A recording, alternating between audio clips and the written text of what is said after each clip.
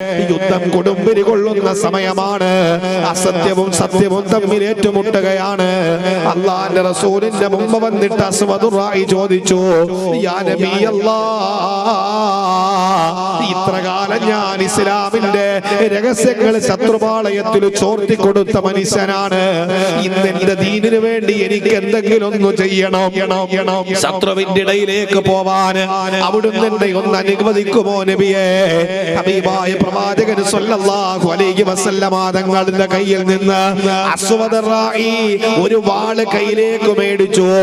ശത്രുവിന്റെ ഇടയിലേക്ക് അസ്വദുർ റായി പാഞ്ഞു പോവുകയാ.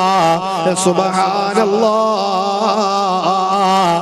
സെക്കൻഡുകൾ കഴിഞ്ഞില്ല വാപ്പാ, സെക്കൻഡുകൾ കഴിഞ്ഞില്ല പെങ്ങളെ. 80ഓളം വെട്ടുകളേറ്റിട്ട് അസ്വദുർ റായിയുടെ ജനാസ അള്ളാന്റെ റസൂലിന്റെ റിസാലത്തിന്റെ മടിത്തട്ടിൽ കൊണ്ടുവെക്കുമ്പോ റസൂലുള്ളാന്റെ കണ്ണുകൾ നിറയുകയാണ്. റസൂലുള്ള പറയുന്നു, അമില ഖലീൽ വനാല കസീർ. സഹാബ, കർമ്മങ്ങൾ വളരെ കുറവാണ്. അസ്വദുർ റായി നിസ്കരിച്ചിട്ടില്ല വാപ്പാ, അസ്വദുർ റായി നോമ്പ് പിടിച്ചിട്ടില്ല വാപ്പാ, വിശുദ്ധ ഖുർആനിന്റെ ഒരു ആയത്ത് പോലും പാരായണം ചെയ്തിട്ടില്ല പെങ്ങളെ. ആകെ ചെയ്തത് എന്തെന്നറിയോ? ലാ ഇലാഹ ഇല്ലല്ലാഹ് എന്ന വിശ്വാസത്തിന്റെ സാന്ത്വന തീരങ്ങളിലേക്ക് കടന്നു വന്നപ്പോ അസ്വദുർ റായിക്ക് പടച്ച റബ്ബ് കൊടുത്തത് ഷഹാദത്തിന്റെ പ്രതിഫലമാണെങ്കിൽ, മോനെ, അല്ലാഹുവിന്റെ സ്വർഗം നിന്റെ മുമ്പിൽ തുറക്കണോ? പടച്ച റബ്ബ് പരലോകത്ത് നിന്നെ ശുദ്ധിയാക്കണോ? നിനക്ക് പരലോകത്ത് സമാധാനം വേണോ? പെങ്ങളെ, ലാ ഇലാഹ ഇല്ലല്ലാഹ് മനസ്സിൽ ഉറപ്പിച്ചോ. നിന്റെ പ്രണയം നിന്റെ ഈമാൻ തകർക്കാതിരിക്കട്ടെ, നിന്റെ ജോലി നിന്റെ വിശ്വാസം തകർക്കാതിരിക്കട്ടെ, നിന്റെ രാഷ്ട്രീയം നിന്റെ മതത്തെ തകർക്കാതിരിക്കട്ടെ. ഭൗതികമായ സുഖരസങ്ങളും അധികാരത്തിന്റെ അപ്പകസനങ്ങളോ നിങ്ങളുടെ മുമ്പിലേക്ക് വരുമ്പോൾ അള്ളാന്റെ ദീനിനെ നിങ്ങൾ വലിച്ചെറിയല്ലേ. അവസരങ്ങൾക്ക് വേണ്ടി ദീനിനെ മാറ്റിവെക്കല്ലേ. നിങ്ങൾ അവസാനം മുസ്ലിമായി മരിക്കാമെന്ന് ചിന്തിക്കുന്നവരാണെങ്കിൽ അള്ളാഹു നിങ്ങളുടെ ഹൃദയത്തിൽ നിന്ന്, കൽബിൽ നിന്ന് ഈമാൻ ഊരിയെടുക്കുമെന്ന് അള്ളാഹുവിന്റെ പ്രവാചകർ നബി മുഹമ്മദ് മുസ്തഫ സല്ലല്ലാഹു അലൈഹി വസല്ലമ തങ്ങള് ഒന്നാമത്തെ ഡിമാൻഡ് സ്വർഗ്ഗത്തിൽ കടക്കാൻ ഒന്നാമത്തെ ഡിമാൻഡ് ലാ ഇലാഹ ഇല്ലല്ലാഹയാണ്. ലാ ഇലാഹ ഇല്ലല്ലാഹയാണ്. രണ്ടാമത്തെ ഡിമാൻഡ് ഞാൻ അവസാനിപ്പിക്കുകയാണ്. അല്ലാഹുവിന്റെ ഖുർആൻ രണ്ടാമത്തെ ഡിമാൻഡ് പറഞ്ഞത് വൗസിലിഫത്തിൽ ജന്നത്തുലിൽ മുത്തഖീന ഗൈറ ബഈദ്. നാളെ അല്ലാഹുവിന്റെ പരലോകത്ത് സ്വർഗ്ഗം വരികയാണ്. 70,000 ചങ്ങലകളില് ഓരോ കൊളുത്തുകളിലും 70,000 മലക്കുകളുടെ അടകമ്പടിയോടെ അല്ലാഹുവിന്റെ സ്വർഗ്ഗം വരികയാണ് വാപ്പാ. ആരുടെ മുമ്പിലാണ് സ്വർഗ്ഗം വരുന്നതെന്നറിയോ? ആരുടെ മുമ്പിലാ സ്വർഗ്ഗം തുറക്കുന്നതെന്നറിയോ? അല്ലാഹുവിന്റെ ഖുർആൻ തന്നെ പറയട്ടെ, വൗസിലിഫത്തിൽ ജന്നത്തുലിൽ മുത്തഖീന ഗൈറ ബഈദ്. അല്ലാഹുവിനെ പേടിച്ചു ജീവിച്ചന്റെ മുമ്പിലേക്ക്, അള്ളാനെ സൂക്ഷിച്ച് ദുനിയാവിൽ ജീവിച്ച മനുഷ്യന്റെ മുമ്പിലേക്ക് ചോദിക്കട്ടെ, ഇവിടെ മുഖം മറച്ചിരിക്കുന്ന, കാലും കൈയും മറച്ചിരിക്കുന്ന, ഇസ്ലാമിക വേഷവിധാനത്തോടുകൂടി ഇവിടെ ഇരിക്കുന്ന എന്റെ പെൺകൊടിമാരോട്, ഉമ്മമാരോട് ചോദിക്കട്ടെ, നിന്റെ പരസ്യ ജീവിതത്തിൽ നിനക്ക് നല്ല പർദ്ദയുണ്ട്, നിനക്ക് മുഖമക്കനയുണ്ട് പെങ്ങളെ, നിന്റെ കാലിലെ കാലുറയുണ്ട്, നിന്റെ കയ്യില് കയ്യുറയുണ്ട്. ഞാൻ ചോദിക്കട്ടെ ഉമ്മ,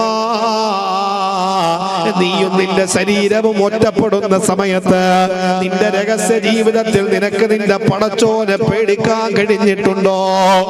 പരസ്യത്തിൽ നമുക്ക് അല്ലാഹുവിനെ പേടിയാണ്, നമുക്ക് അല്ലാഹുവിനെ പേടിയുള്ളത് പരസ്യത്തിലാണ്. നമ്മൾ പടച്ചോനെ നമ്മുടെ രഹസ്യ ജീവിതത്തിൽ നമ്മൾ സൂക്ഷിച്ചിട്ടില്ല. അല്ലാഹു പറഞ്ഞത് വത്തഖുല്ലാഹ്, അല്ലാഹുവിനെ സൂക്ഷിക്കണമെന്നാണ് അല്ലാഹുവിന്റെ ഖുർആൻ പറഞ്ഞത്. കാരണം അല്ലാഹുവിന്റെ സ്വർഗ്ഗം തുറക്കുന്ന തുറക്കുന്നത് പടച്ചോനെ പേടിച്ചവരുടെ മുമ്പിലാണ്.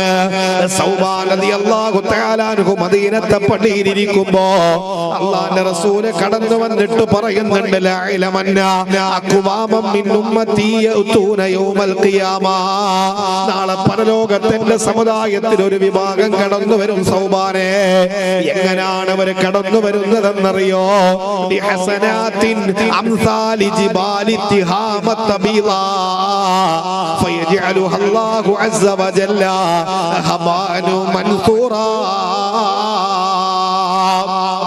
നാളെ പടച്ചോന്റെ പരലോകത്ത് എന്റെ സമുദായത്തിൽപ്പെട്ട ഒരു വിഭാഗം കടന്നു വരികയാണ്. എങ്ങനാണ് അവര് കടന്നു വരുന്നതെന്നറിയോ ഉമ്മ? ഒരുപാട് സൽക്രമങ്ങളുടെ കൂമ്പാരം അവർക്കുണ്ട്. ചെറിയ ചാക്കുകെട്ടിൽ കൊണ്ടുവരുമെന്നല്ല പ്രവാചകൻ പറഞ്ഞത്. ബിഹസനാത്തിൻ അംസാലി ജിബാലി തിഹാമത ബീളാ ഫയജ്അലുഹ അല്ലാഹു അസ്സ വജല്ല ഹബാനു മൻസൂറാ. പടച്ചോന്റെ പരലോകത്തേക്ക് നാളെ കടന്നു വരികയാണ് ഒരു വിഭാഗം. അവർക്ക് ഒരുപാട് നിസ്കാരമുണ്ട്, നോമ്പുണ്ട്, സ്വതക്കയുണ്ട്, സക്കാത്തുണ്ട്, എല്ലാം ഉണ്ടെന്ന് പറഞ്ഞിട്ട് പ്രവാചകൻ പറഞ്ഞത് മക്കയുടെയും മദീനയുടെയും പ്രാന്ത പ്രദേശങ്ങളിൽ സ്ഥിതി ചെയ്യുന്ന വെളുവെളുത്ത വലിയ പർവ്വതത്തിന് സമാനമായ സൽക്രമങ്ങളുമായിട്ട് അള്ളാന്റെ മുമ്പിലേക്ക് നാളെ എന്റെ സമൂഹത്തിൽപ്പെട്ട ഒരു വിഭാഗം കടന്നു വരികയാണ്. ഫയജ്അലുഹ അല്ലാഹു അസ്സ വജല്ല ഹബാനു മൻസൂറാ. പക്ഷേ വാപ്പാ, അവരുടെ സൽക്രമങ്ങളുണ്ടല്ലോ, അവരുടെ സൽക്രമങ്ങളുണ്ടല്ലോ പടച്ച റബ്ബ് ധൂളികളാക്കി ആകാശത്തുകൂടി പറത്തിവിടുകയാണ്. നിങ്ങളെ കസേര മെല്ലെ ഇളക്കിയാൽ പൊടിപടരം ആകാശത്തേക്ക് ഉയരുന്നത് കാണാം. അതുപോലെ നമ്മുടെ കർമ്മങ്ങളെ അല്ലാഹു ആകാശത്തുകൂടി ധൂളികളാക്കി പറത്തിവിടുകയാണ്. സൗബാൻ റളിയല്ലാഹു തആല അൻഹു ഹബീബായ പ്രവാചകൻ സല്ലല്ലാഹു അലൈഹി വസല്ലമ തങ്ങൾ ഇത് പറയുമ്പോ സൗബാൻ തങ്ങളുടെ കണ്ണ് നിറയാൻ തുടങ്ങി. റസൂലുള്ളാഹിയോട് ചോദിക്കുന്നു, സിഫ്ഹും ലനാ ജല്ലിഹിം ലനാ അല്ലാ നകൂന മിൻഹും വനഹ്നു ലാ നഅലമു. നബിയേ, അവരാരാണെന്ന് പറഞ്ഞതാ നബിയേ, അവരാരാണെന്ന് ഞങ്ങളോടൊന്ന് പറഞ്ഞതാ നബിയേ. അവരിൽ പെട്ടുപോകാതിരിക്കാനാണ്. കാരണം അല്ലാഹുവിന്റെ റസൂലിന്റെ സഹാബത്ത് വളരെ കഷ്ടപ്പെട്ടിട്ടാണ് പടച്ച റബ്ബിന്റെ മുമ്പിൽ നിന്ന് നിസ്കരിക്കുന്നത്.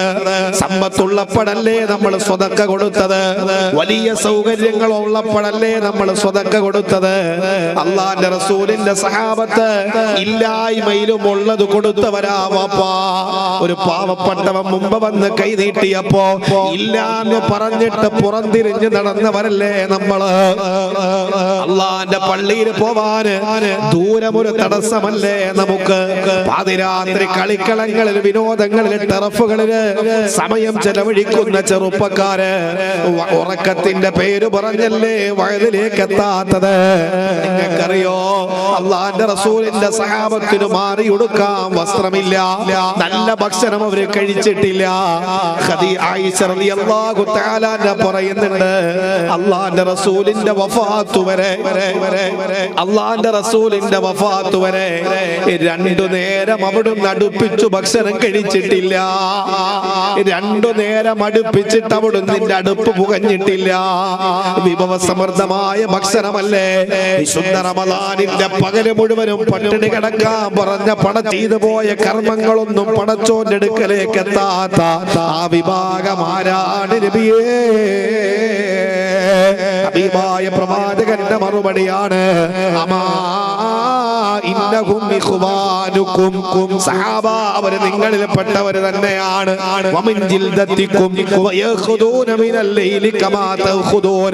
നിങ്ങൾ നിസ്കരിച്ചതുപോലെ നിസ്കരിച്ചവരാണ്, നിങ്ങൾ നോമ്പ് പിടിച്ചതുപോലെ നോമ്പ് പിടിച്ചവരാണ്. നിങ്ങളിൽ പെട്ടവര് തന്നെയാ സഹാബ, നിങ്ങളിൽ പെട്ടവര് തന്നെയാ സഹാബ. അവരെ തപ്പയിട്ട് വേറൊരു സ്ഥലത്തേക്ക് നിങ്ങൾ പോവേണ്ടതില്ല. പക്ഷേ അവരുടെ ജീവിതത്തിൽ അവർക്കൊരു സ്വഭാവ ദൂഷ്യമുണ്ട് ഏതെന്നറിയോ?